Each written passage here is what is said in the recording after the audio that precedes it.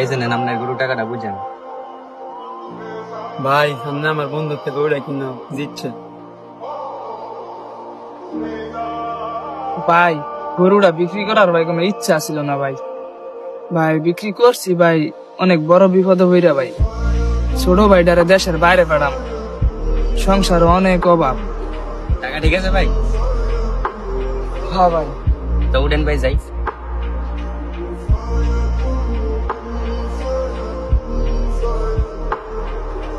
রে টাকা পয়সার ব্যবস্থা হয়েছে, আমার কিন্তু শেষ, কি কিছু ব্যবস্থা কর।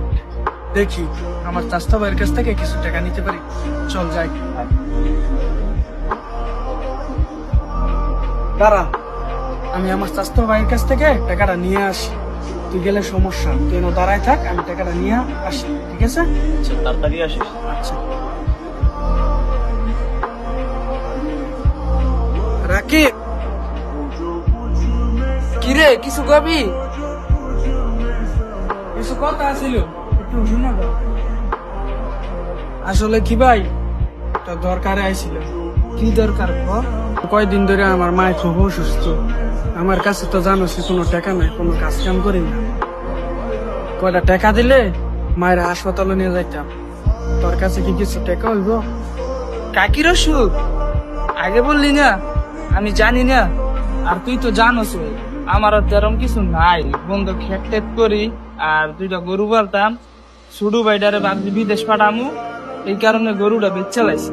ট্রেনিং ওই দেশের বাইরে পাঠানোর বা হইতাছে, টেয়া নজিক লাগিয়ে যাইব গা। তো তুই লইয়া যা, আবার কা ব্যবস্থা করে দিয়া দি। ভাই এটা আমার অনেক শখের গরু বেচার টেয়া ভাই।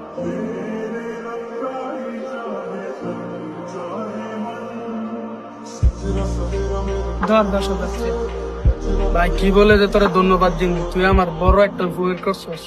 আমার মায়ের আজ তুই হাসপাতাল লয়ে যাবো, দেখতে যাই হাসপাতাল। হ্যাঁ আচ্ছা, আমিও যাবো। আমি কামটা শেষ করিয়া পরই আমি যাবো। আচ্ছা ঠিক আছে, তাহলে যাই। কাকারা কইস দেখ।